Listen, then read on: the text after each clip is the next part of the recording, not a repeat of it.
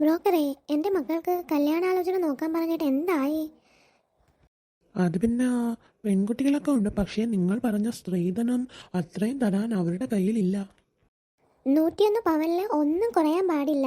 എൻ്റെ മക്കൾ രണ്ടുപേരും എഞ്ചിനീയർമാരാ. അവരെ ഞാൻ സ്ത്രീധനം വാങ്ങിക്കാതെ കെട്ടിക്കാനോ? ബ്രോക്കർ വേറെ നല്ല ആലോചന കൊണ്ടുവാ, ഞാൻ കമ്മീഷൻ തരാം. എന്നാൽ ശരി, ഞാൻ പോയിട്ട് അടുത്ത ആഴ്ച വരാം.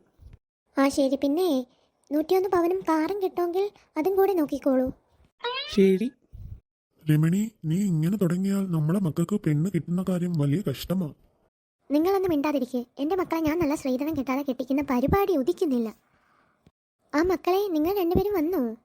ആ ബ്രോക്കർ ഇപ്പം ഇങ്ങോട്ട് വന്നിട്ട് പോയതേ ഉള്ളൂ. അടുത്ത ആഴ്ച നല്ല ആലോചനകൾ കൊണ്ടുവരാമെന്നും പറഞ്ഞാൽ പോയേക്കുന്നത്.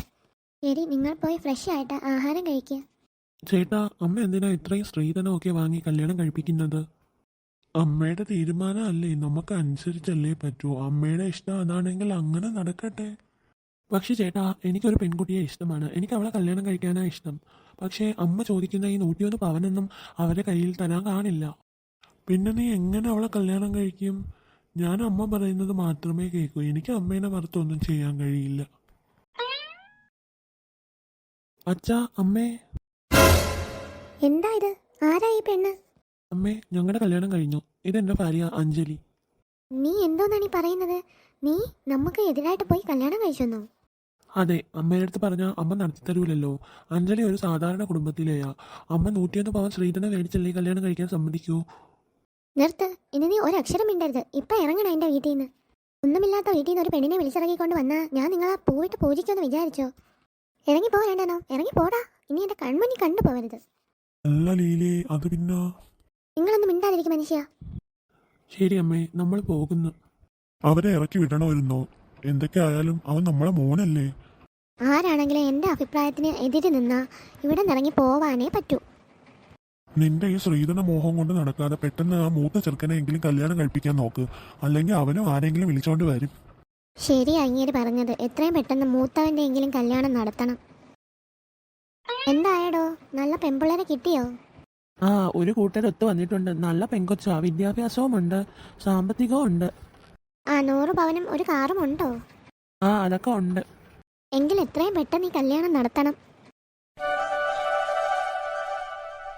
ദാ അമ്മേ ചായ. ആ മോളെ, നിന്റെ സ്വർണ്ണമൊക്കെ നീ എന്നെ ഏൽപ്പിക്കും, ഞാൻ വെച്ചോളാം. ആ ശരി അമ്മേ. പിന്നെ അച്ഛൻ്റെ അടുത്ത് 1 ലക്ഷം കൂടെ തരാൻ പറയേ. എൻ്റെ മോനിക്കൊരു ബൈക്ക് എടുക്കാമല്ലോ. ഇന്ന് വീട്ടിൽ പോയി ഇന്ന് തന്നെ നിന്റെ അച്ഛൻ്റെ അടുത്ത് ചോദിക്കണം കേട്ടോ. ആ മോളെ, നീ ഇവിടെ ഇരിക്കാണോ? ആ ഓണമൊക്കെ അല്ലേ വരുന്നത്. നിന്റെ വീട്ടിൽ നിന്ന് അച്ഛനും അമ്മയൊന്നും ഓണം കാണാൻ ഇങ്ങോട്ട് വരുന്നില്ലേ? ആ വരും അമ്മേ. ആ വെറും കൈയോടെയൊന്നും വരരുതെന്ന് പറയണം കേട്ടോ. ആദ്യത്തെ ഓണം അല്ലേ, എന്തെങ്കിലും കാണത്തക്കത് കൊണ്ടുവരാൻ പറയണം. എപ്പോഴും കാണത്തക്കതൊക്കെ കൊണ്ടുവരാൻ. എൻ്റെ വീട്ടിൽ പൈസയൊക്കെ തീർന്നു. അച്ഛൻ തന്നെ എന്നെ എങ്ങനെയെങ്കിലും കഷ്ടപ്പെട്ടാണ് കെട്ടിച്ചയച്ചത്. അപ്പോൾ അമ്മ എപ്പോഴും എൻ്റെ വീട്ടിൽ പോയി അത് കൊണ്ടുപോവാ ഇത് കൊണ്ടുപോകാ എന്ന് പറഞ്ഞാൽ ഞാൻ എവിടെ നിന്ന് എടുത്തോണ്ട് വരാനാ? ഓഹോ, നീ ഇപ്പോൾ തർക്കുത്തരവും പറഞ്ഞു തുടങ്ങിയോ? നിനക്കിപ്പോൾ ഞാൻ കാണിച്ചു തരാം. എൻ്റെ മോൻ എവിടെ? മോനെ, മോനെ എങ്ങോട്ടൊന്ന് വാ. എന്താ അമ്മേ, എന്താ കാര്യം? എടാ, നിന്റെ ഭാര്യ എൻ്റെ അടുത്ത് തർക്കുത്തരം പറയുന്നു. നീ എന്ത് പറഞ്ഞു അമ്മേൻ്റെ അടുത്ത്? ഇവരെൻ്റെ അടുത്ത് 24 മണിക്കൂർ എൻ്റെ വീട്ടിൽ പോയി സ്വർണം കൊണ്ടുവാ, പണം കൊണ്ടുവാ എന്ന് കിടന്ന് പറയുന്നു. എൻ്റെ വീട്ടുകാർ നിങ്ങൾക്ക് 101 പവനും ഒരു കാറും തന്നില്ലേ? പിന്നെ ഇവർ ചോദിച്ച ബൈക്ക്, 1 ലക്ഷം രൂപ എല്ലാം തന്നു. അതൊന്നും പോരാഞ്ഞിട്ട് അവർ വീണ്ടും വീണ്ടും എൻ്റെ വീട്ടിൽ പോയി പണം ചോദിക്കാൻ എൻ്റെ അച്ഛൻ്റെ അടുത്ത് ചോദിക്കാൻ എൻ്റെ അടുത്ത് പറയുവാ. അമ്മ അങ്ങനെ പറഞ്ഞോ? ആ പറഞ്ഞു. അതിനെന്താടാ ഇപ്പം കുഴപ്പം? നിന്റെ ഭാവിക്ക് വേണ്ടിയല്ലേ ഞാൻ ചോദിച്ചത്. അതേ, ഞങ്ങളുടെ ഭാവി നോക്കാൻ ഞങ്ങൾക്കറിയാം. നിങ്ങൾ അതിൻ്റെ ഇടയിൽ കയറണ്ട. എടാ പെണ്ണാളാ, നീ നോക്കിക്കൊണ്ട് നിൽക്കുന്നോടാ. നിന്റെ ഭാര്യ ഇതാ എന്നെ പറയുന്ന കേട്ടോ നീ? എന്തോ പറയാൻ, നമ്മളെ കാര്യം നോക്കാൻ നമുക്കറിയാം. നിങ്ങൾ വാങ്ങിച്ചു വെച്ചേക്കുന്ന എൻ്റെ 101 പവൻ എനിക്കിപ്പോൾ കിട്ടണം. എൻ്റെ അച്ഛൻ്റെ നിന്ന് ശ്രീധനം വാങ്ങിച്ചോണ്ട് വന്ന പൈസയിലാണ് നിങ്ങളൊക്കെ വെട്ടി വിഴുങ്ങി സുഖിച്ച് ജീവിക്കുന്നത്. അപ്പോൾ ഈ വീട്ടിൽ ഞാൻ പറയുന്നത് മാത്രമേ നടക്കുള്ളൂ. ഇനി ഈ വീട്ടിലെ വരവ് ചെലവ് കണക്കെല്ലാം നോക്കുന്നത് ഞാനാ. എൻ്റെ അഭിപ്രായത്തിനെതിരായിട്ട് ഇവിടെ ഒന്നും ചെയ്യരുത്. മോനെ, അമ്മയ്ക്കൊന്ന് ടൗൺ വരെ പോകണം. കാർ എടുക്കും മോനെ. ആ ശരി അമ്മേ. എവിടെ പോകാനാ കാർ എടുക്കാൻ പറയുന്നത്? അതെൻ്റെ കാറല്ലേ, എൻ്റെ അടുത്ത് ചോദിക്കാൻ നിങ്ങൾ എങ്ങോട്ടാ പോകുന്നത്? ഞാൻ രമേശ് ചേട്ടനും ഇപ്പോൾ പുറത്ത് പോകാൻ നിൽക്കുമോ നമ്മളെ കാറിൽ? നിങ്ങൾ വല്ല ആട്ടോയോ ബസ്സിലോ ഒക്കെ പൊക്കോ? ആ രമേശ് ചേട്ടാ, പോവാം. എന്താ ലീലേ, എന്ത് പറ്റി? മരുമോള് കാർ കയറ്റിയില്ലേ? നിനക്ക് ഇത് തന്നെ വേണം. നീ ശ്രീധനം എന്ന് പറഞ്ഞ ഒരുപാട് ഓടിയതല്ലേ?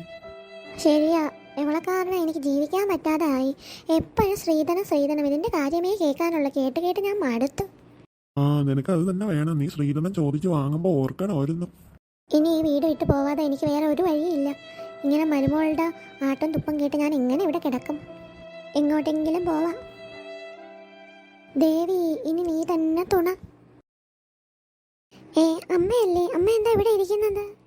അത് പിന്നെ മോളെ, നിങ്ങളെ ഞാനല്ലേ വീട്ടിൽ നിന്ന് ഇറക്കി വിട്ടത്. ഇപ്പം എനിക്ക് എൻ്റെ മൂത്ത മരുമോളെ കാരണം അവിടെ നിൽക്കാൻ പറ്റാത്ത അവസ്ഥയായി. അമ്മ എൻ്റെ കൂടെ വാ, നമുക്ക് എൻ്റെ വീട്ടിൽ താമസിക്കാം. വേണ്ട മോളെ, ഞാനല്ലേ നിങ്ങളെ ഇറക്കി വിട്ടത്. ആ നിങ്ങളെ വീട്ടിൽ ഞാൻ എങ്ങനെ താമസിക്കും? അതിനെന്താ അമ്മേ, എൻ്റെ വീട് അമ്മയുടെ വീടും അല്ലേ. അമ്മയ്ക്ക് എത്ര നാൾ വേണോ അവിടെ നിൽക്കാം. അമ്മ എൻ്റെ കൂടെ വാ.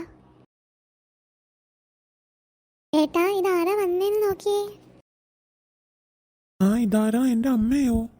മോനെ, എൻ്റെ പൊന്നു മോനെ. അമ്മ എങ്ങനെ ഇവിടെ എത്തി?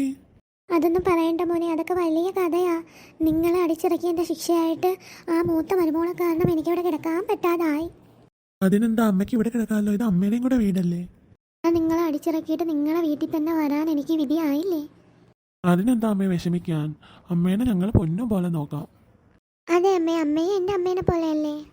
മോളെ, നിന്റെ എന്ത് നല്ല മനസ്സാ. നിന്നെ ഞാൻ പാവപ്പെട്ടവളെന്നും പറഞ്ഞ് വീട്ടിൽ നിന്ന് ഇറക്കി വിട്ടതല്ലേ.